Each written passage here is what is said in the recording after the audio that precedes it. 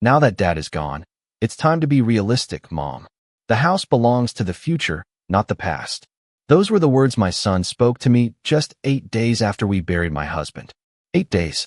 41 years of marriage had ended with a funeral on a rainy Thursday morning, and before the flowers on Robert's grave had even begun to fade, my son was already talking about what should happen to everything we had built together. My name is Margaret Bennett. I am 69 years old, and until that evening, I believed grief would be the hardest thing I would ever endure. I was wrong. The dining room felt larger than usual that night. The oak table Robert had built with his own hands seemed too long for the three of us sitting there. My son Daniel sat across from me. His wife Vanessa sat beside him. The empty chair at the head of the table drew my eyes again and again. For more than 4 decades, that chair had belonged to Robert. Every evening he sat there with a quiet smile and asked about my day, even when we had spent the entire day together. Now the chair stood empty, silent, final. I had cooked dinner because I didn't know what else to do. Grief leaves strange spaces in your day. Cooking filled one of them. The pot roast sat untouched on Daniel's plate. Vanessa occasionally checked her phone. Neither of them mentioned Robert. Neither of them asked how I was sleeping. Neither of them asked whether I needed anything. Looking back, that should have warned me. But mothers have a habit of making excuses for their children. We see what we hope is there, not always what actually is. Daniel cleared his throat and folded his hands together. He looked uncomfortable, not sad. Just uncomfortable. Mom, he began. Vanessa and I have been talking. The moment those words left his mouth, something tightened in my chest. Robert used to say that important mistakes often announce themselves quietly. Not with shouting. Not with drama. Just a simple sentence that felt wrong. About what? I asked. Daniel exchanged a glance with Vanessa. She gave a small nod. About the house, he said. I looked around the room. The framed photographs. The hardwood floors. The curtains I had sewn myself 20 years earlier. This house, the one Robert and I had purchased when we were both young and working overtime to make mortgage payments. The one where Daniel took his first steps. The one where every Christmas morning lived in my memory. What about it? I asked. Daniel leaned forward. You can't stay here forever, Mom. I blinked. For a moment I thought I had misunderstood him. Excuse me. Vanessa finally spoke. Her voice was soft, almost sweet. We're just worried about you. The concern sounded rehearsed.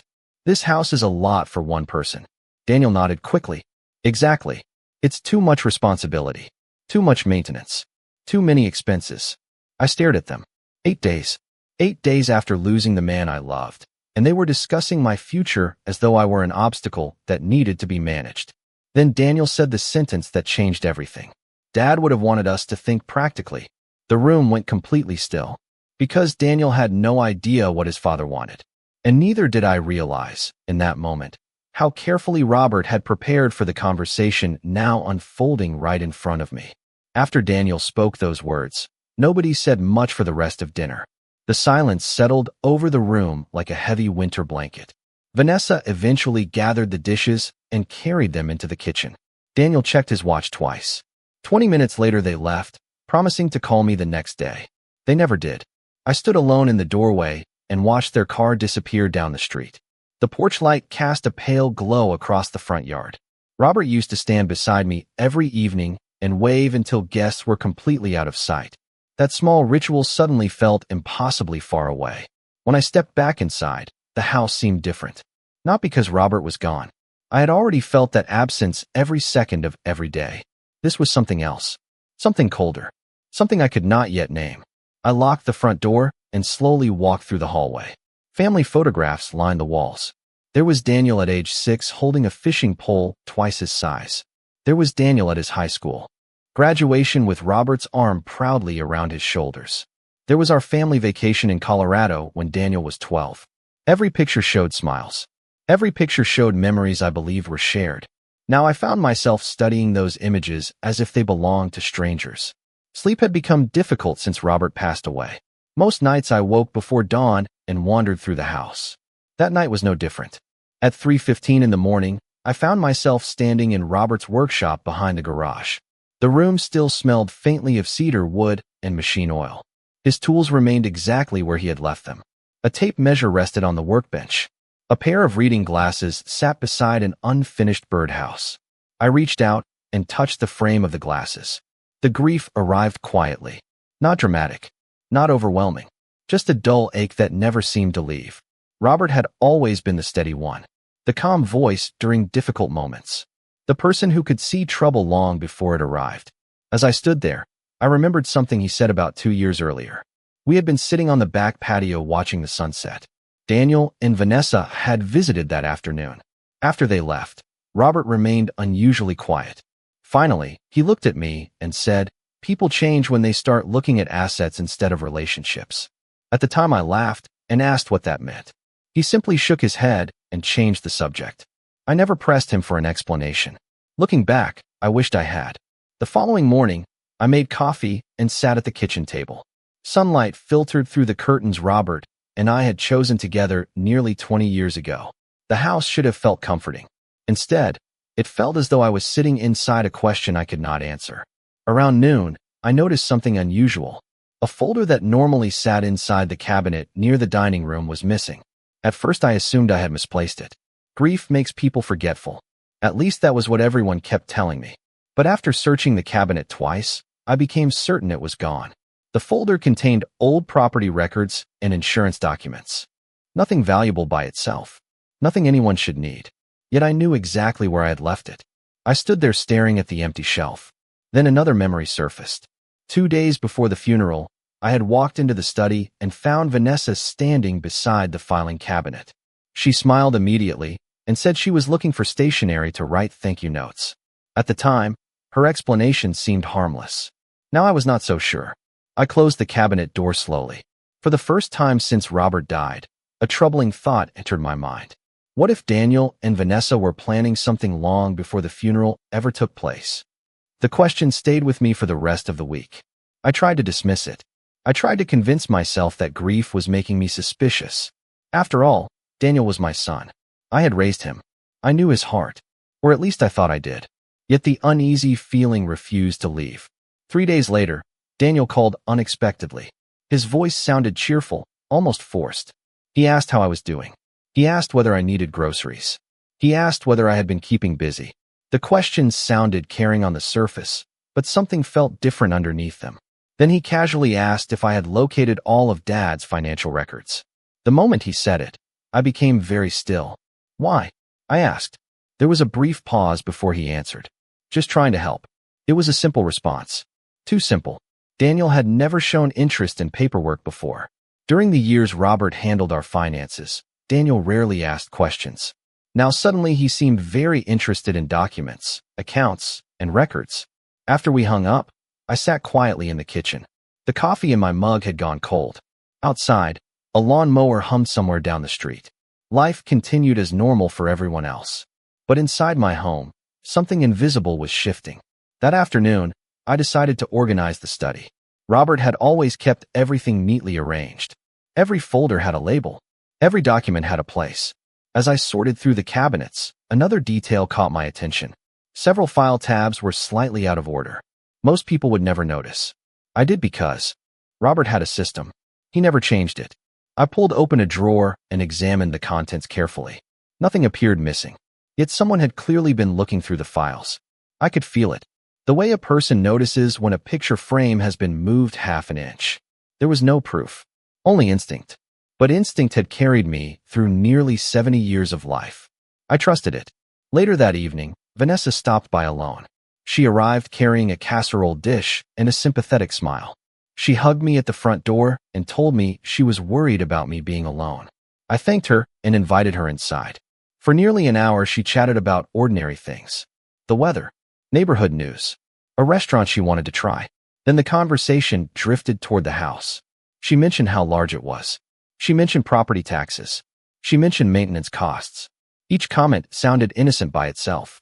Together, they formed a pattern. I listened carefully. The more she talked, the more I realized she was not asking questions. She was planting ideas. When she finally left, I walked her to the door. As her car pulled away, I noticed something on the hallway table. A small framed photograph of Robert and me had been turned face down. I stared at it for several seconds. I had not touched it. Nobody else had visited. Slowly, I picked up the frame and set it upright again.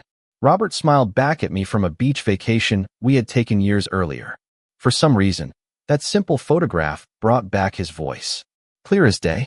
Pay attention when people show you who they are, Margaret. I stood there holding the frame. Then I looked toward the study at the end of the hallway.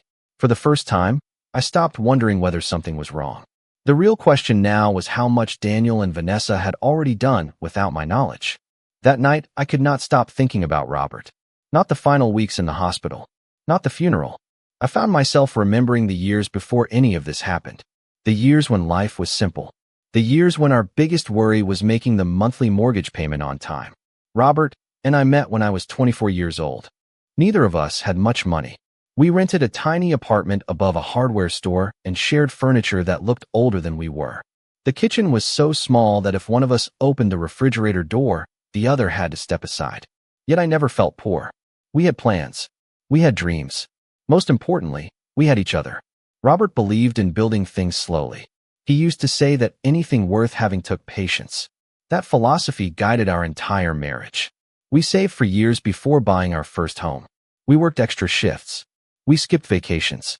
We repaired things ourselves whenever possible. Every improvement to our house represented a sacrifice we made together. The back deck, the remodeled kitchen, the garden along the fence line. None of it appeared overnight. Every nail and every board carried a memory. Sometimes I would stand in the living room and remember exactly where Robert had been standing when he painted a particular wall. That was why Daniel's comments hurt so deeply. He saw property. I saw a lifetime. The next morning, I opened an old cedar chest in our bedroom. Inside were photo albums, birthday cards, and letters Robert had written over the years. I sat on the edge of the bed and carefully turned the pages. There was a photograph from our 25th wedding anniversary, another from Daniel's college graduation. Then I found a picture taken just 3 years earlier during a family barbecue. Everyone looked happy. Daniel had his arm around his father. Vanessa was smiling. Looking at the image, it was difficult to connect those faces to the people I was dealing with now. Somewhere along the way, something had changed. Or perhaps I had simply failed to notice it. Near the bottom of the chest, I discovered a small envelope addressed in Robert's handwriting. It was not sealed. Inside was a simple note he had written after a medical procedure several years earlier. Most of it contained routine instructions and reminders. But one sentence caught my attention immediately. If I am ever gone first, trust facts more than emotions. I read the line 3 times. Robert was not the type of man who wasted words. If he wrote something down, there was usually a reason. The note stayed with me for the rest of the day. Trust facts more than emotions. Until then, I had been viewing everything through the lens of grief. I wanted to believe Daniel was merely struggling with the loss of his father.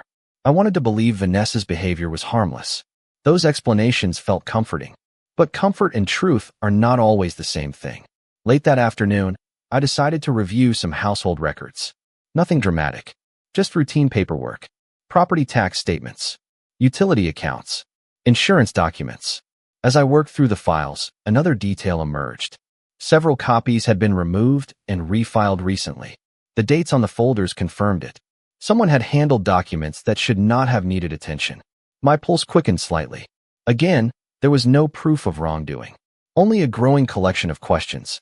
Questions that seemed to multiply every day. Then, just before dinner, my phone rang. The caller identification displayed a name I had not seen in weeks. Michael Turner, Robert's attorney. I answered immediately. Michael's voice sounded calm, but unusually serious. After a brief greeting, he asked a simple question. Margaret, have you had a chance to look through any of Robert's files yet? The way he asked it made my stomach tighten. Then he said something that changed everything. There is something Robert wanted you to know, and I think it is time we talked in person. The next morning I drove across town to Michael Turner's office. The building was familiar. Robert and I had visited several times over the years for estate planning and routine legal matters. Yet as I walked through the glass doors, I felt a nervousness I could not explain. Michael greeted me personally and led me into a private conference room. Sunlight streamed through the windows, illuminating a polished wooden table. A thick folder sat in front of him. The moment I saw it, I knew this meeting was not routine. Michael folded his hands and studied me carefully. Margaret, he said gently, before we begin, I need to ask you something. Has Daniel been discussing the house with you?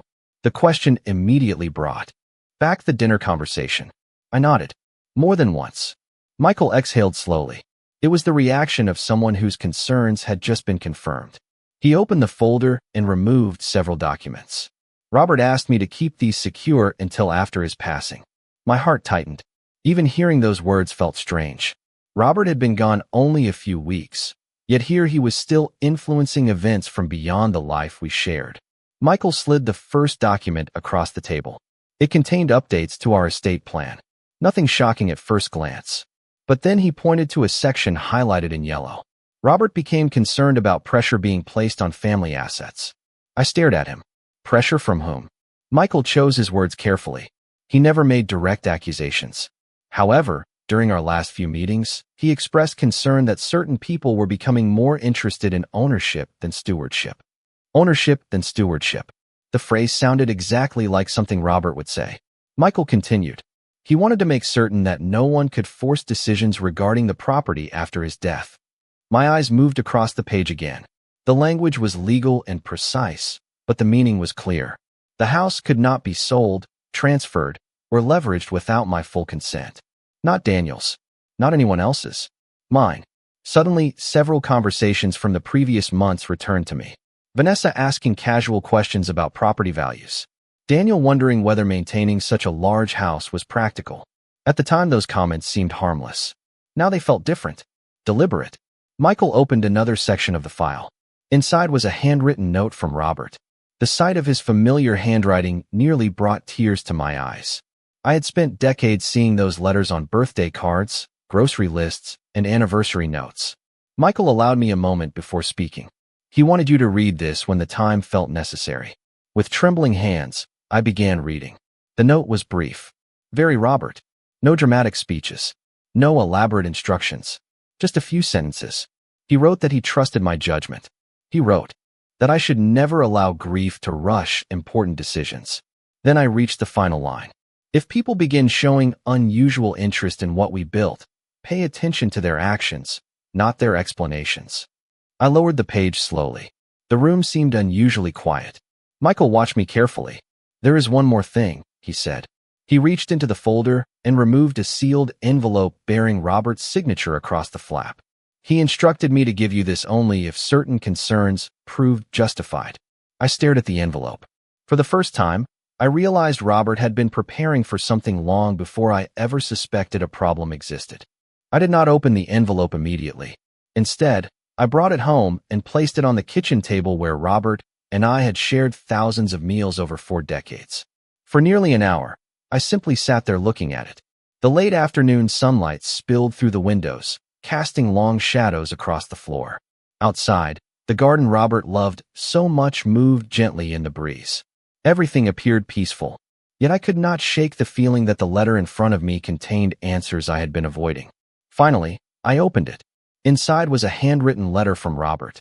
The familiar sight of his handwriting tightened my chest. He began the way I expected he would. He told me he loved me. He thanked me for the life we built together. He wrote about the house, the family, and the years we had shared. Then the tone changed. Robert explained that during the last 18 months of his life, he had become increasingly concerned about certain conversations involving Daniel and Vanessa. He emphasized that he did not believe they were malicious people, but he worried they were beginning to view the future through a financial lens rather than a family one. As I continued reading, specific examples appeared. Questions about property values. Questions about inheritance timing. Questions about ownership structures. None of them alarming on their own. Yet together they painted a picture I could no longer ignore. Then I reached a section that made me stop completely. Robert described a conversation he overheard. After a family barbecue nearly a year earlier, he had stepped outside to retrieve something from the garage when he heard raised voices near the driveway. Daniel and Vanessa had not realized he was nearby.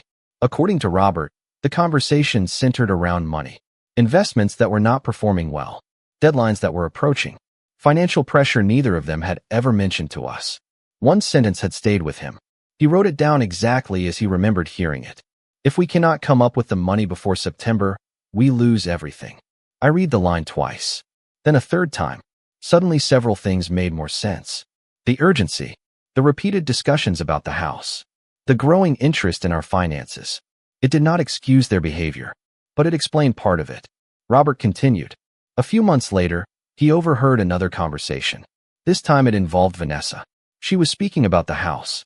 Why should your mother live alone in a property worth nearly $1 million? Those words sat heavily on the page. Not because of the amount, because of the way she framed it. Not as a home, not as the place where a family had built a life together. Simply as an asset waiting to be unlocked. By the time I finished reading, I understood something important. Daniel was not acting solely out of greed. He was acting out of fear. Fear of financial failure. Fear of losing something he had worked for. Vanessa, however, appeared focused on the solution she believed was sitting right in front of them. Our home. The following week, I decided not to confront either of them. Instead, I watched. I listened. And once I started paying attention, the pattern became impossible to miss. Daniel called more often. Vanessa sent more articles about downsizing. Every conversation somehow drifted back toward the same destination. The house. The property. The future value. That was when I made my decision. If they believed grief had made me vulnerable, I was not going to argue. I was going to let them keep believing it. Because the more confident they became, the more they revealed. And for the first time since Robert died, I realized I was no longer trying to understand what was happening. I already knew. Now I needed to see how far they were willing to go. Over the next 2 weeks, I played the role they expected. I acted uncertain. I asked harmless questions about downsizing. I occasionally mentioned how overwhelming certain household tasks felt. Nothing dramatic. Just enough to encourage the assumptions they had already made. The change in Daniel and Vanessa was almost immediate. The more vulnerable I appeared, the more confident they became. Daniel started speaking as though future decisions had already been made. He would refer to the house as a long-term opportunity. He talked about renovations that could increase value. Once, during a Sunday visit, he casually mentioned which bedroom might make a good home office. The comment lasted only a few seconds, but I noticed it. Every word, every assumption. Vanessa became even more comfortable. She arrived one afternoon carrying brochures from several retirement communities. The pages were filled with smiling seniors playing golf and attending social events. She presented them with the enthusiasm of someone unveiling a surprise gift. I thanked her politely and flipped through the pages. Inside, I felt nothing except curiosity. Not about the brochures. About how far they were willing to go. You deserve a simpler life, Vanessa said. No stress. No maintenance. No worries. I smiled and nodded. Then I asked whether she had visited any of these communities herself. For a split second, she looked surprised. Almost caught off guard. Then she quickly recovered and explained that a friend had recommended them. It was a small moment. Yet small moments often reveal the most. Meanwhile, I continued meeting quietly with Michael. Together, we reviewed documents Robert had prepared.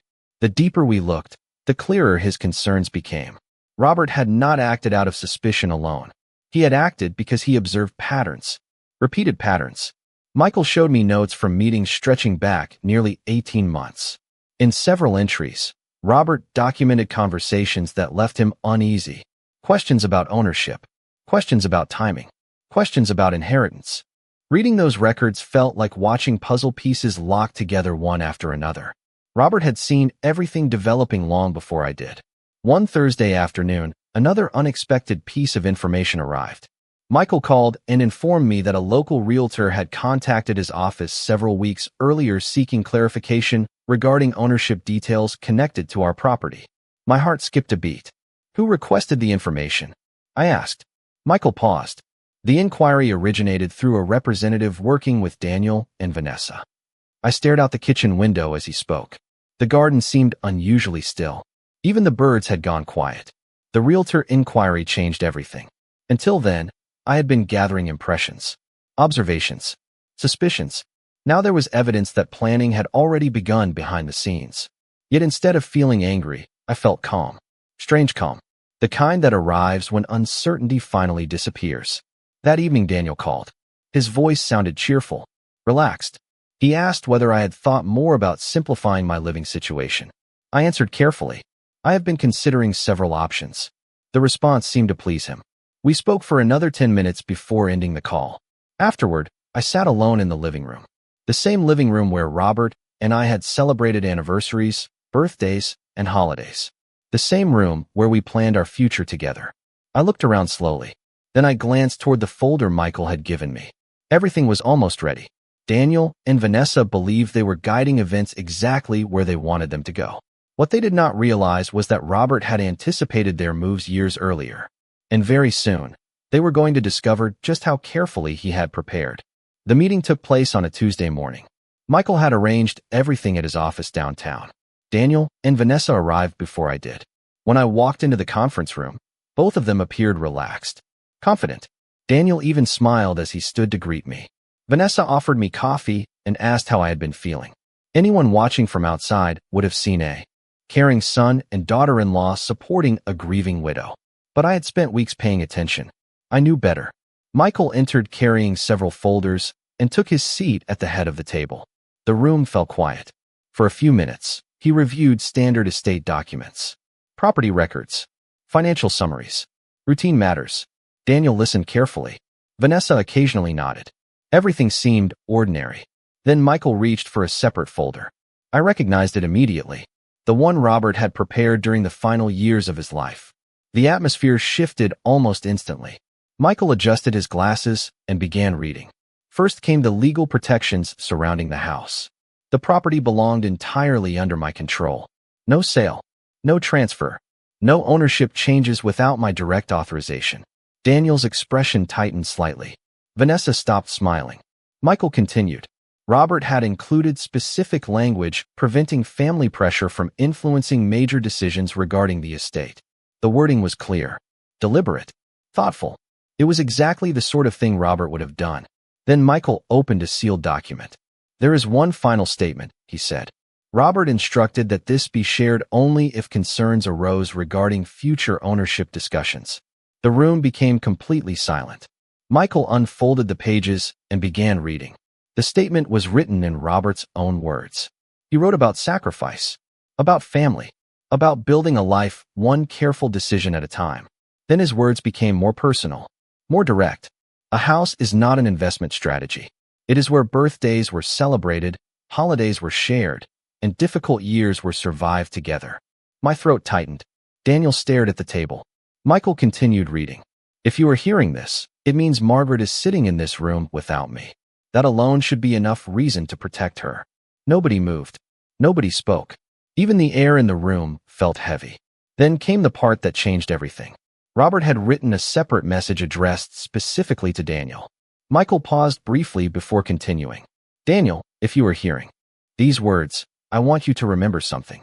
The greatest thing I ever built was never this house. It was my family, especially you. Daniel's eyes immediately lifted toward Michael. Shock crossed his face. Robert's words continued. Money comes and goes. Investments succeed and fail. Houses gain value and lose value. None of those things matter as much as character. If life has placed pressure on your shoulders, do not carry that burden by standing on your mother's. Daniel lowered his gaze. For the first time since Robert died, I saw a genuine emotion break through the confidence he had been hiding behind. Michael finished reading the letter. The silence afterward seemed endless. Vanessa looked down at her folded hands. Daniel sat motionless. Finally, he cleared his throat. Dad knew. It was not really a question. Michael answered quietly. Robert noticed more than people realized. Nobody argued. Nobody defended themselves. There was nothing left to explain. The truth had already been spoken by the one person none of us could question. As the meeting ended, Daniel remained seated for several moments. The certainty that had driven him for weeks was gone. In its place was something far more difficult to carry. The realization that his father had not spent his final years protecting a house. He had spent them protecting a family he feared might forget what truly mattered. The weeks after the meeting felt different. Not because the house had been protected. Not because the legal questions had been settled. Those things mattered, but they were not what stayed with me. What stayed with me was the look on Daniel's face when Michael read his father's letter. I had spent so much time preparing myself for anger, excuses, or denial that I was not prepared for what actually happened. Silence. Honest silence. For the first few days afterward, Daniel did not call. Neither did Vanessa. The house was quiet again. Yet this time the silence felt different from the loneliness that followed Robert's death. This silence felt like something unfinished. One Saturday afternoon, about a month later, I heard a car pull into the driveway. When I looked through the front window, I saw Daniel stepping out alone. He stood beside his truck for a moment before walking toward the house. The moment I opened the door, I noticed something had changed. He looked tired. Not physically, emotionally. As if he had been carrying a weight he could no longer justify. We sat together in the kitchen. The same kitchen where Robert and I had spent decades building a family. For several minutes, neither of us spoke. Then Daniel reached into his jacket and placed a folded piece of paper on the table. "Michael gave this to me after the meeting," he said quietly. I unfolded it. It was another note from Robert. A personal one. Short. Simple. Written years earlier.